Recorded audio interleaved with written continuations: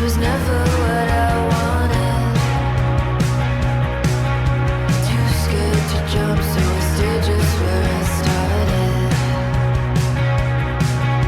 Baby, if you're feeling down and you want me to hang around, you find me where you left me. I'm not moving for anything. Passing through, you see me move. Hair still wet on a sunny day, my eyes share the same as you. Tears full of blue, nothing left to lose. So if you dive right in, not knowing where you're headed.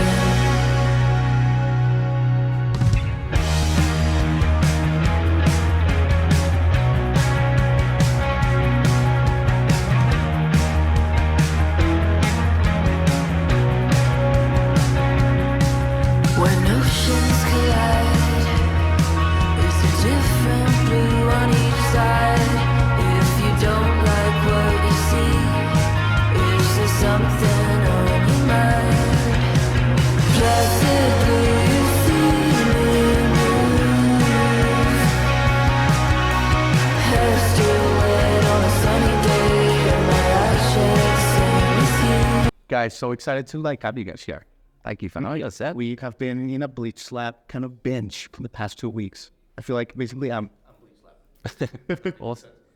But yeah, guys, I mean, you guys, I was watching some video of you guys performing at Scala and some other stuff. And the first thing that came, that jumped out was, your incredible live performances and the stage that you guys get in. And especially, and you, all of you guys. Is it easy to do that, on an everyday basis when you're on tour? I'm just curious, if you're having, a bad day, how do you just transform and kind of break that wall with the audience like you guys? It's really hard. It's like a split personality thing. How I say, I think I sort of separate being on stage from day to day for sure. And it's getting into the zone. I sort of take a bit of time to myself before every show to hype myself up a little bit. But yeah, I think as a person, I'm possibly quite different from how I present on stage. But yeah, it's just getting into the mindset and enjoying what we're playing. And just vibing onto each other as well. We just take every sort of persona of just how we got used to dealing with getting on stage. Sure. And little pre-gig rituals in the background and little things that get us into that mindset. And as soon as we got a walk-on song sometimes, and that really triggers things that helps us just know what we're doing, get into the mood. And then it just all goes so fast, I don't have a chance to think about it, to be honest. Yeah. Yeah, and an hour set feels like 10 minutes, and then, 30 minutes is you don't...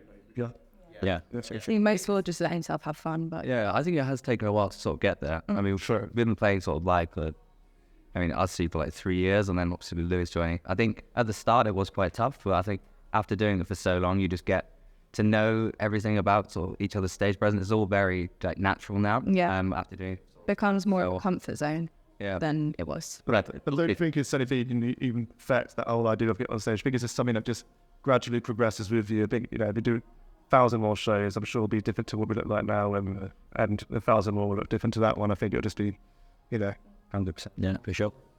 Guys, I mean, your latest album is so good. I'm thinking of Counting on Empties now. And I wanted to ask you guys about that song specifically because, you guys, I think you guys touch on very deep subjects with your songwriting. And I think that one specific, there's a few, but that one touches about how hard it is to connect, I think. And I know this is a loaded question, obviously, but, you guys are at the forefront of it and you guys talk about it. Why do you think it's so hard nowadays to just have a meaningful connection? Actually too. I think there's connection is so abundant in everyone's life. Yeah. With social media and everything like this, we're always connected to everything, which I think in turn makes it harder to then form those deep bonds. Yeah, I think that's what I mean. Joffrey. Yeah. Found. Bouncing off what you said, people like to put their social media is almost like a fake life, and people like to portray the best parts of themselves, and to go deep and maybe look into things that maybe are a bit more meaningful isn't as attractive to others sometimes, and I think that could be a part. To be vulnerable or something. Yeah, I think people don't like to see that. Instagram, you want to show you, this is what I do is the best thing ever, but behind the scenes, we're dealing with a lot of stuff. Yeah, and I think with social media, I think shallow connections are what is sort of encouraged. So then when it comes to, having those connections in real life, we get used to having connections that last like 10 seconds on a TikTok video, which then might make it way harder to then, talk to someone for an hour and really get to the deep stuff, because you're used to it just going by and being so quick. Yeah. But also writing these meaningful sort of songs of ours it's about life experiences that we've had ourselves. It's almost like a cathartic experience to write these. So it wasn't more of trying to get an intense reaction from fan bases as much as it was from us just releasing what we had to say. Yeah, absolutely. Jenna, let me ask you about something you've been really spoken about, breaking free from a toxic relationship in this album. And, it's great. Very raw. So, you really bring it forward. And so kudos to you for putting yourself out there. But I wanted to ask you, I think it's very inspiring, because I think a lot of us are in very toxic situations. And you're kind of like talking about that when you're like in between the fear, but the growth that comes on the other side.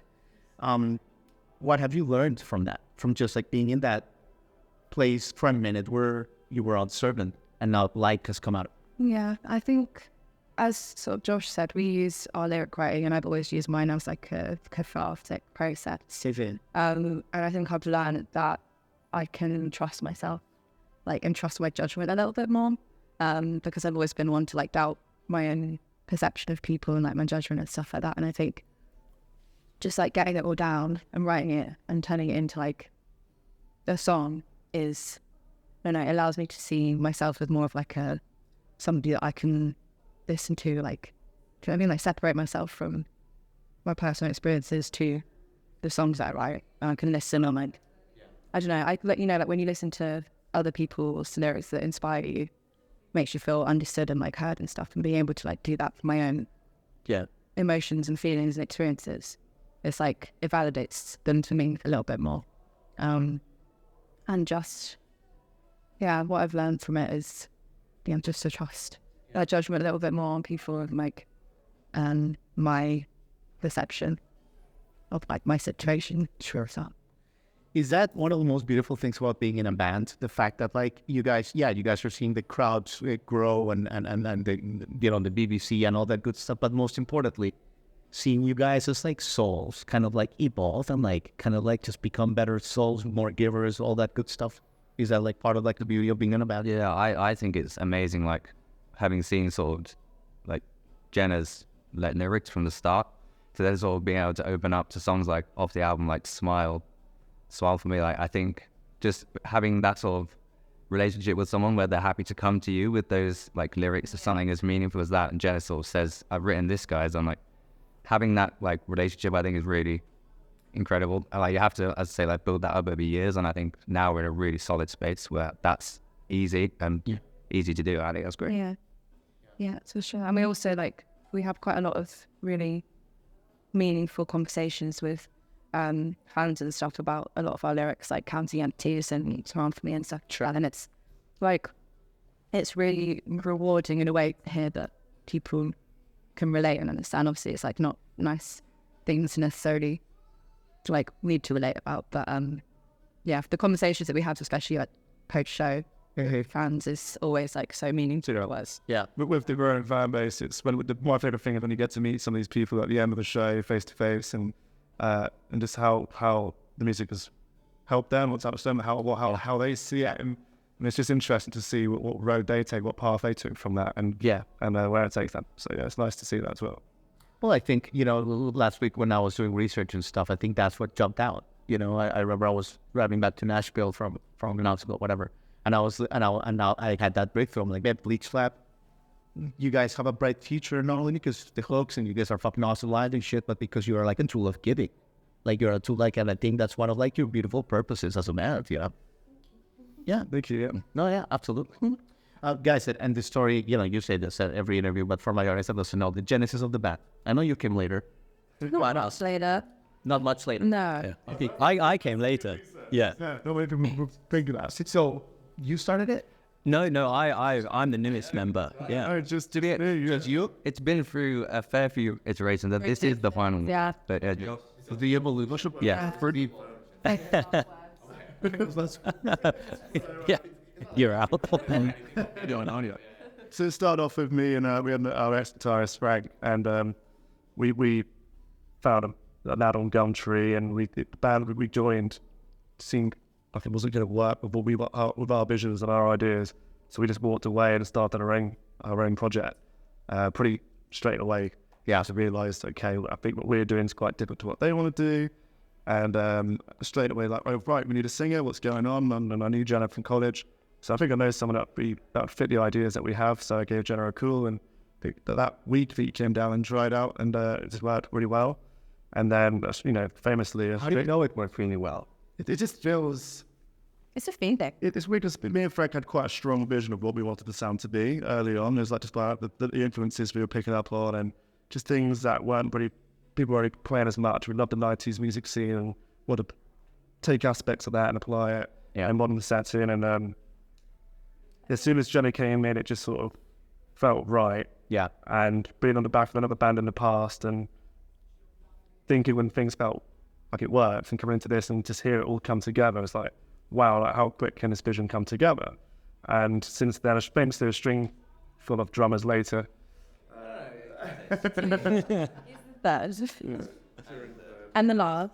Third and the last. Not crap. Was that like all joking aside, like when you're like trying out or something, like is there like some, I don't want to say the word pressure, but it's like, okay, like, like let me kind of bring my egg into this. There was, I remember actually that the day I was going to the first rehearsal audition, I guess. Yeah. I was working in a pub at the time, and I finished and just sort of had the songs that I'd never played them on a kit before I went in. I just had them on headphones. I was sat like drawing on the table. So yeah, that rehearsal was the first time I played them. But I think, well, obviously went well enough to. And yeah, it just felt, I think, right, as Josh said. Like I said, having a clear visual of what we wanted. It's like visualizing something into how exactly you want it. And I know the second you hear it, that's what it is. Because that's just what we had in mind. It's hard to explain how it felt right, but we knew what we wanted. And I think that's what helped. Well, I mean, I think you guys, however you would describe the chemistry of Bleach Lab right now, that's fucking perfect. Because even you, like everyone, is just like, it's just like the perfect chemistry right now. It also seemed it all came together very quickly, very seamless, and it didn't really feel like we had to really shoehorn anything or force something to work. It just felt, we just wanted to ease off. Do we all get along? That's the main thing. And I think everyone has like a job, and they do it really well in this band. Like I think case in point, when Lewis was kind of joining after sort of our ex-guitarist left, we actually tried like me on guitar a little bit and Lewis on drums. Yeah, and, like, that was what the first rehearsal audition was like. It was the other way around. I wanted to be a front. Yeah. But yeah, we tried it, and I think aside from doing some absolute clangers, you called it like a garage band where you're just pressing all the rock. I don't remember that. Like I think when we switched, and then like lucky, like Lewis is obviously a great musician. Lewis was able to just jump on the guitar, be back on drums. That just feeling of like, okay, this is it. Yeah. Again, like we were saying, I think in that rehearsal when I was on guitar and you was on drums, like it just immediately felt very natural as well. And I think like for me coming in, about a year ago, where so many of these songs were already created, it was really nice as well, because I feel like everyone sort of let me still put my own spin on things, but it's also the way that these songs were written, before I was in the band, it's just like the way that I naturally play guitar anyway, which is I think for me why coming into this band like felt so natural, because even though I didn't write these guitar parts, like now that I've played them so much, it sort of feels like I did, if that makes sense, because it's just very similar to the way that I played guitar anyway, and I say like putting my own spin on it a little bit. Yeah, like I think it was coming in. It was very important for all of us that it wasn't just like play exactly session or chord. It's never the intention of like this band. I think Lewis is like an incredible guitarist. He was able to just come in, learn. I mean, you learned some of the songs in that first rehearsal in a couple of hours. I literally messaged him. I said, actually, when we're there, let's try a few with you on guitar. He was like, yeah, because I was going to this rehearsal and the idea was that, like we mentioned, that I was going to play drums and Kieran was going to switch over to guitar. Yeah. When I told this, we were told we were trying to audition a guitar player. Yeah. Yes, and I remember, and it was I've been speaking. Yeah. Yeah, one shot. Yeah, but it was literally like a few hours before the rehearsal. Kieran texted me being like, "Oh, actually, just learn a few of the songs on guitar anyway." So I was like, "Cool, okay." Yeah. Yeah, but it worked. It worked out very well. Yeah. I guess the best chemist. But it's also one of those things where like everyone's got their role, but at the same time, you're incredible on drums. You're putting yourself down, but you're very good at guitar as well. We both share lyric ideas and melody ideas and things. That goes back to this whole idea of now we trust each other and everything's the style we play and want to do anyway. All on the same page, same vision. Yeah. That we can just hand each other parts and be like, or come to a table with an idea about infringing or. You know, it's just, we try every aspect we can. There's an idea, we look into every idea, and it feels fun doing it. It doesn't feel like, oh, this guy's telling me to play this now. It's like, man, it's just, we want to try make the best song we can. Fantastic. Well, guys, you guys are obviously weak, so let me leave you with this. It looks like this is like real like TikTok make it bad in the US. Like it's actually like almost like law. Does that make it in a way? Because I've had this conversation this weekend. That seems to be the thinking. That people are just like, it's cool. Like, we can just focus on the art now. Like, we don't need so much BS right now. Like how do you guys even think about that at all? I mean, because your art speaks for itself. You know? About like how And just like social media and all that stuff.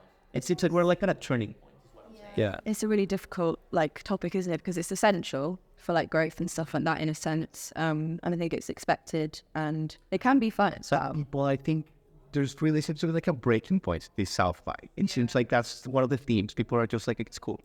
Yeah, I mean, we try our best, don't we? But it, in no means, like, although we're sort of encouraged to go like make it or something like that, it in no way defines like us as about it. I think we just try our best. It's about all our content, from music to social media to even music videos and everything in between. It's about being authentic, and if we got to follow a TikTok trend, it doesn't suit our style. It's just we're not going to force ourselves to do so because it's popular or going viral. That's just far too. So we'd rather just do things we think suit us, and we're not going to try and chase everything on these social medias. It's just about would we post this anyway? We're on the other side of 25 as well, so we're like a little bit slow with not slow, but like, we're not in keeping with all the trends. Like I don't really know what's going on. Oh yeah, you're Asian, the other side. I don't know. Yeah, I'm not in on the trends. I don't know what's going on. I totally hear you. I just had like a 21-year-old that I'm like, it tell me what. Well, guys, you guys have said it all. Bleach Lab, man, just thank you for all you do. Thanks for your message. So excited for your future because it's very powerful what you guys have. Thanks, Phil. Yeah, absolutely. Thank you, guys. Jeremy, great. Thanks for having us. Hi, everybody. Thanks for watching. Subscribe here for the latest from the show. Also, be sure to check out more of the best clips from J-Rod Concert Media.